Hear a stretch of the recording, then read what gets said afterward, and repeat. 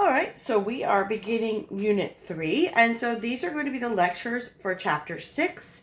This will be 6 Part 1, and then we'll do Chapter 9. It will be at least 2 parts to Chapter 6. I'm not sure how many parts for Chapter 9. But we're starting this unit, and this is talking about the skeletal system, and part of the skeletal system would be your joints or articulation. So Chapter 6 is about bones and bone structure.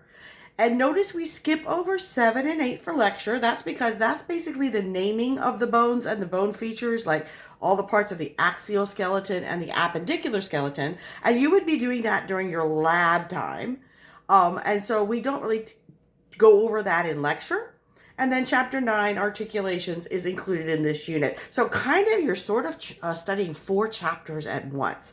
Now, I want to remind you guys that when you're doing this class online, don't separate lecture and lab. Study them together because they will help you as you keep up with the lab and the lecture. Don't like say, okay, lecture test is next, so I'm going to study for that. And then after the lecture test, now I'm going to study for the lab. That will hurt you. As some of you discovered on their first lab practical, a lot of that stuff was on your lecture test. Okay, it's not completely divided. Anyway, let's get into Chapter 6. So, the jobs of the skeletal system. Well, what's in the system? It's all of your bones. It's the cartilages, the ligaments, and any other connective tissue that holds your skeletal frame together. The jobs of the skeletal system. The most obvious one is to hold you up or support. You also use bone tissue as a place to store minerals and lipids. You make all of your blood cells, white cells, red cells, and platelets inside bone marrow. It protects your important organs. Think about your skull around your brain and your rib cage around your heart and lungs. And they are to provide leverage. Now, what this means is the bones are the levers. When you want to move something, you often use a fulcrum and a lever, and then you use a force to overcome resistance. Well, in that system in our body, our joints are the fulcrums, our bones are the levers, and our muscles provide the force.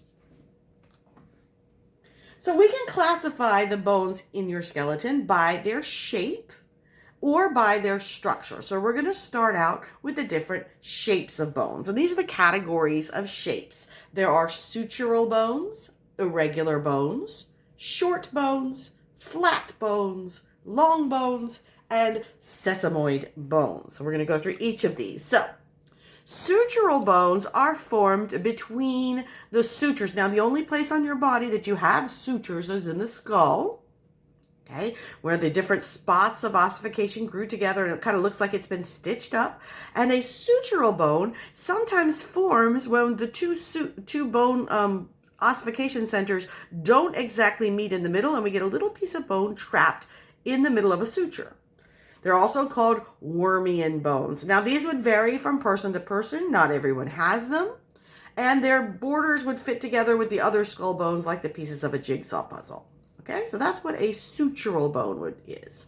An irregular bone, it just means it has a weird shape. It's not long, it's not short, it's not flat, so it's irregular. So a good example of an irregular bone would be your vertebrae. Okay, so hopefully you've already learned all the vertebrae from the lab videos, and we talked about the different parts of the vertebrae, like the body, right? And then here's the vertebral canal. But because of all the processes, the spinous process and the transverse processes, it has a very irregular shape. Okay, short bones are going to be almost squarish in shape, and we would find those in places like in the wrist and in the ankle. Your carpals and your tarsals. Okay? Flat bones have a layer of compact bone over a layer of spongy bone and followed by another layer of compact bone. You're going to learn about what those are in this chapter. So if you don't understand what I just said, it's okay. They're going to form places like the skull, your sternum, your ribs, and most of the main part of your scapulae. Long bones, from the name, what do you think? Yeah, they're long. Short bones are just kind of squarish and short. Long bones have definitely a direction to their length. So they would form the bones of the upper arm, upper leg, and lower leg. Long bones. And then sesamoid bones are bones that form within tendons. Now, what is a tendon? A tendon is a connective tissue that connects a muscle to a bone. A ligament connects a bone to a bone. So in places like over your thigh, you have a very large muscle called rectus femoris, and then it has a tendon that connects it down to the front of the large lower leg bone known as the tibia. Well, in that tendon, you will grow a little round bone called your patella. And because that bone formed inside a tendon, it's classified as a sesamoid bone. Okay, so here's another description of each one in words. I just went over it on the diagram, so we're going to kind of zip through these and just describes them again: sutural, irregular, short, flat, long, and sesamoid. For your exam, it'd probably be a good idea to know at least one example of each of these shapes. Okay? All right, now, as you've learned from lab, it's not enough just to know the name of the bone or the shape of the bone, but there are particular features on each bone that serve as landmarks, and we call these bone markings. They're surface features, and they could be a place where we attach a muscle or a blood vessel or a nerve goes through, and so these kind of come in two types. They either are parts of the bone that stick out, or they're parts of the bone that go in, like a hole. Okay, so the ones that stick out, the projections, will often have words associated with them like process, trochanter, tubercle. Okay, that means it's a part of the bone that sticks up. The holes or openings or depressions are also named. That's where blood vessels and nerves and lymphatic vessels would go into and out of the bone. So you're going to have associated with each bone, you're going to have a list of bone features that you have to know. Okay, so here are some examples of projections. A process is a piece of a bone that sticks off the main body of the bone, a projection or a bump. For example, this is the zygomatic bone, and this would be the temporal process of the zygomatic bone because it's sticking off of this main part of the bone towards the zygomatic bone. Okay, a ramus. Ramus actually means arm. It's a part of a bone that forms an angle with the rest of the bone or the rest of the structure. Okay, so those are two examples of projections. Now, again, you've seen trochanter, tubercle, condyle, epicondyle, what else? Just process, the word process, spinous process, transverse process. All of those would be projections. Okay, so let's talk about some of the depressions or openings. A sinus. A sinus is actually a hollow middle part or an air pocket inside a bone. So there'd be a layer of bone over it and a layer of bone under it, so you can't see it from the outside, but it's a hollow air space inside a larger bone. Okay, so this is our frontal bone. So these would be our frontal sinuses, and here's a nice view of that pocket of air in the frontal sinus there. Another word for an opening, a foramen. It's usually a round hole for a blood vessel or nerve. Okay, if you have more than one foramen, they are called foramina. Okay, sometimes these plurals throw us off. So a single hole is a foramen. Some people say foramen or foramen. It doesn't matter. You can say foramen, foramen, and foramina. A fissure. This means crack.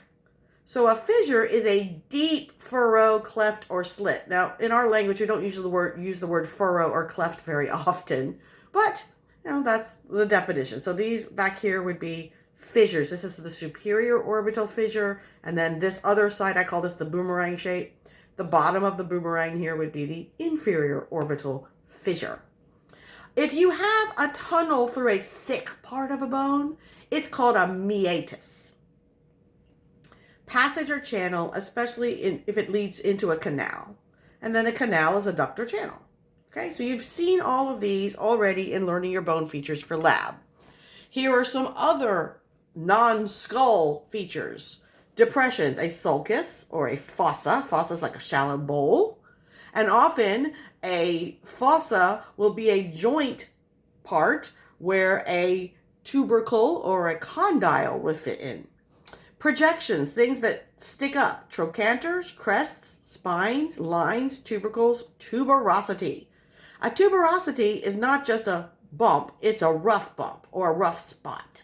It gives the ligament or tendon something to grab onto. Other parts, heads, right behind the head where it narrows is the neck. Facet is a flattened surface. A condyle is a smooth, rounded bump. And then a trochlea is another smooth, grooved process that acts like a pulley. Okay, so those were ways of classifying their bones by shape and talking about their different features, like their projections and their depressions. If we look at a long bone in particular, we have some additional words that we need to become associated with. So when you look at a long bone, it's going to have a long stretched out middle section that is going to be the strongest, most prominent, and the weight-bearing section of the bone. That is going to be called the diaphysis. Some people will call it the shaft of the bone. And it's made of an outer wall of compact bone, and then a little thin layer of spongy bone, and then in the center, it's actually hollow, and it has what's called the medullary cavity or marrow cavity. And this is where your bone marrow is. When you're a child, it's red marrow. When you're an adult, it's yellow marrow. We'll get into that a little later in the chapter, okay? So the middle part of the bone, the main part, is the diaphysis. Now, on either end of the bone, it changes. And it's made of mostly spongy bone. And each of those ends, each one is an epiphysis. And the plural, we change this I to an E, and they would be the epiphyses. Okay?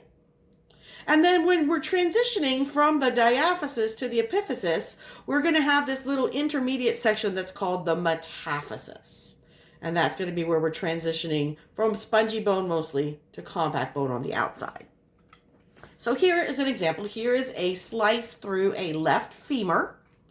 And from here to about here would be my diaphysis. And you can see the compact bone, and you see this hollow tunnel in the middle lined with spongy bone. That is the diaphysis. This is the medullary cavity. Now, if we get to the ends, we can see that it's all spongy. There's no little hollow area. So this is an epiphysis, and down here is the other epiphysis. And then right here is where it transitions. We start to get compact bone on the outside. We see a medullary cavity, and this is the metaphysis.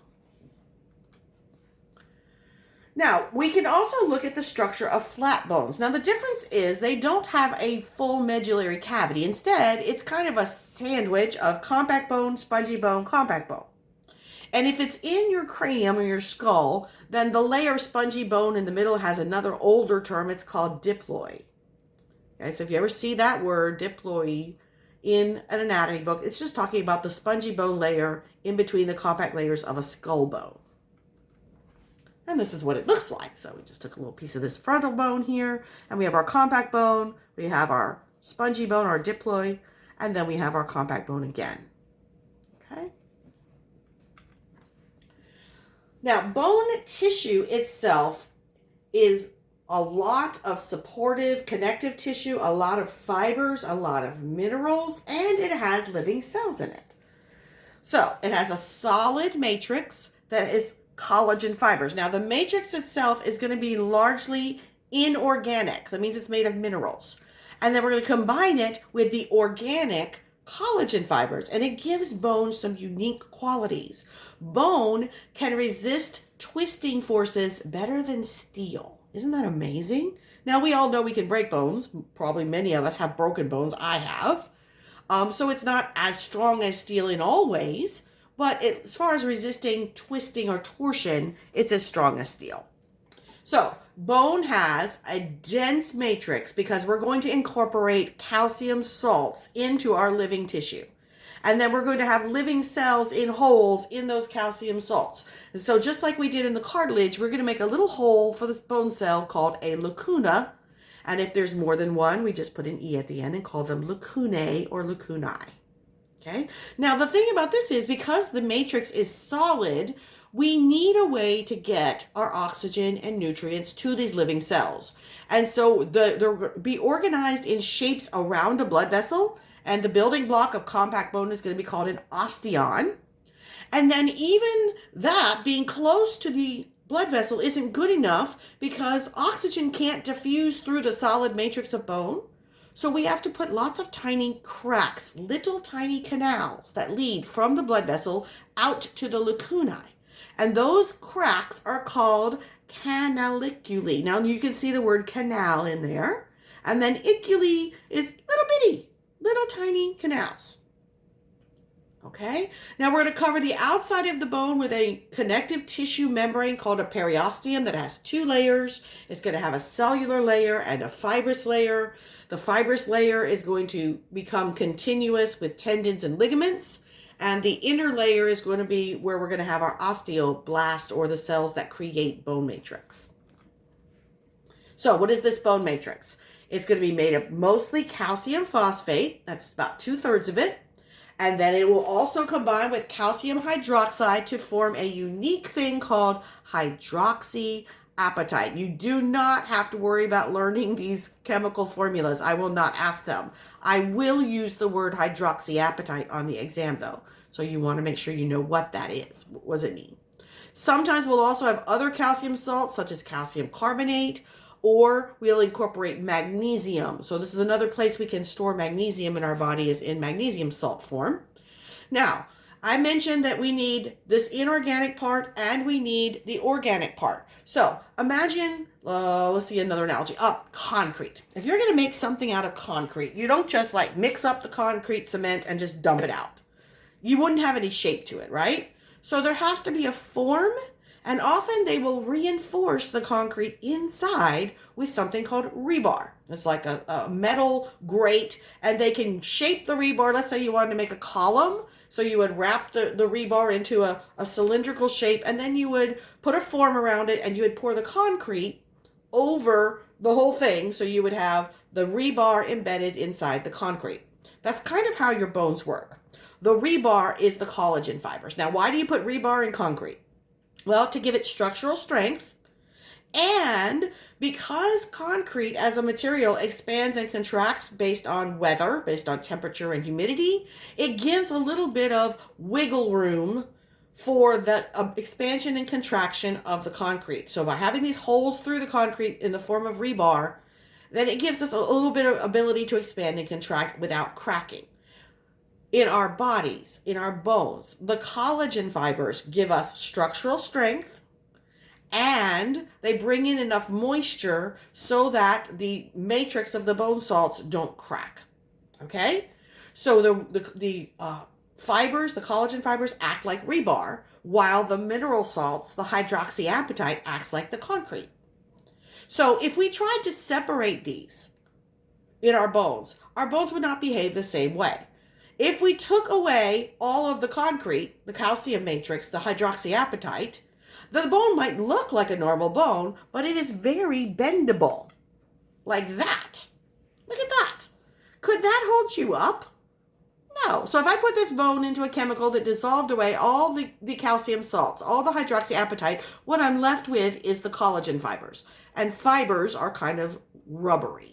So this bone, because it does not have a calcium matrix, is no good. It would not be able to hold you up. Now, the opposite is also true. If I take a bone and I take away all of the collagen, this is what happens over here.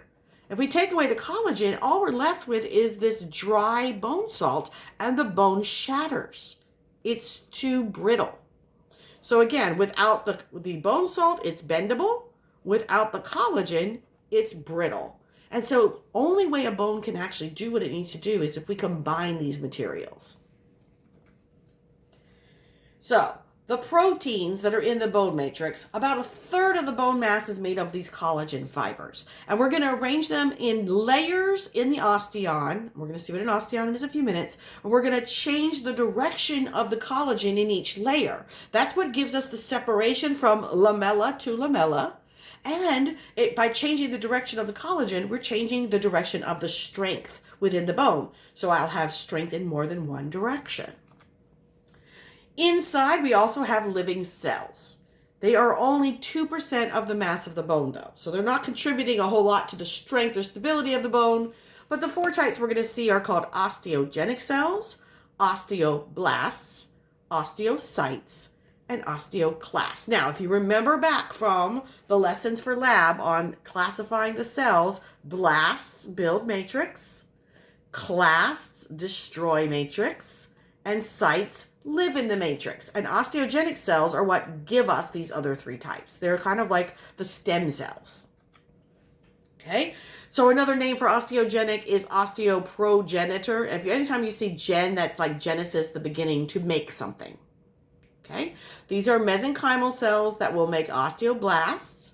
And where do we find them? We find them in the inner layer of the covering of the bone, the periosteum, and in the very delicate endosteum, which is a layer, another connective tissue covering that lines the cavity down the middle of a long bone and covers spongy bone. And these cells will help us if we break a bone to fix it. Osteoblasts are the ones that produce new bone matrix during the process known as osteogenesis, during the ossification part. First, they create osteoid.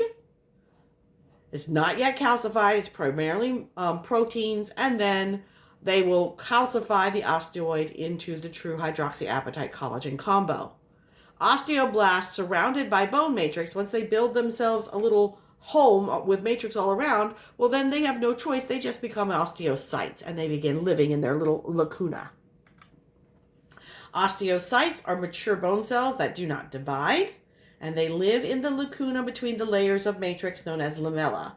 They have their cytoplasm goes through the cracks towards the central canal through the canaliculi, and their main job is to help protein and mineral content and repair damaged bones. Last one of our cell types are osteoclasts. Clasts destroy matrix. Now, why would I want to destroy a bone? Well, there's a couple of different reasons. Number one, if there's something in the matrix my body needs, like calcium, then these osteoclasts will put a chemical or a set of enzymes that will dissolve away the mineral salts to release the calcium into the bloodstream. Another reason we might want to break down a bone is if we need to change its shape because the person is growing and we need to make the bone wider in a different area. So we'll actually dissolve away bone in one area and build it up in another area. Okay, so there's a couple of different reasons. And of course, if we have a damaged bone, we need some way to remove the damaged pieces, and osteoclast would go in a fracture and help clean up the edges and the damaged bone. Now, osteoclasts come from the same stem cells that produce monocytes and macrophages. This is a blood cell type, and this is like an amoeba kind of white blood cell type that lives in tissues. So here's pictures of those four cell types. Okay, the osteogenic cell, the osteoblast, notice it's kind of in a row because it's on the inner layer of the periosteum, the osteocyte, which would live in the lacuna, and the osteoclast, and they're located in the medullary cavity area. Okay, and I've said these two types of bones several times, but this is where we're going to get definitions. So there are two kinds of bone. There is compact bone, which is made of a basic building block called an osteon. It kind of looks like a bullseye around a little central canal where I'll have an artery and a vein and a nerve and sometimes some lymphatic vessels. Okay? Now, we're going to put lots and lots of osteons together, but it's mostly highly packed areas of the mineral salts. So that's why it's much denser and harder, and this is your weight supporting part of your bones. The second kind, this should be a 2, not a 1, sorry about that, is spongy bone. And rather than being in osteons, we still have to worry about getting oxygen and stuff. We'll make the bone pieces like little spiky thorns. And these little spiky thorns make a honeycomb shape, and they are called trabeculae. And where we're going to put these are in the epiphyses of long bones and in the middle of flat bones. So up here we have a lot of bone with a little bit of space for blood vessels. Down here, spongy bone, we have a lot of space around the bone and less bone tissue. And we just use diffusion to give the bone cells in the trabeculae oxygen. Okay, so a compact bone. Its basic building block is called an osteon. It looks like a bullseye. In the very middle, there is a hollow tube that runs the length of the bone called the central canal. Okay, it goes the long direction through the bone. Now, you're going to have thousands of osteons in each compact bone. Don't think that's the medullary cavity. It's not. These are running through the hard part of the bone. Now, these are going to have blood vessels in them, but these blood vessels have to be connected to some other blood vessels. So we've got to have blood vessels that go across the bone tissue. And because they kind of have to poke through, these are called perforating canals. They are the ones that go horizontally across a bone. And then in the osteon, we're going to lay down layers of matrix around in concentric circles around the central canal, and they are going to be called lamellae. Now, if they are part of an osteon in these concentric circles, they're going to be called concentric lamellae. And when we put a bunch of circles together, guess what? We have leftover spaces that can't be circles, so we have to fill those in. These are going to look like little triangle or diamond shapes. They're going to be called interstitial lamellae. Means kind of in between stuff. And then around the whole outside of the bone, we're going to put 7 to 10 layers of a circle of bone encompassing the entire outer border. And so just like the outside of a circle is called its circumference, the distance around a circle, these lamellae are going to be called circumferential. Now, if this is confusing, don't worry, we're getting to a picture. Okay, so first, here is an osteon.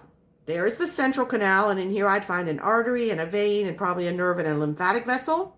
Each of these little lines around it is a concentric lamella.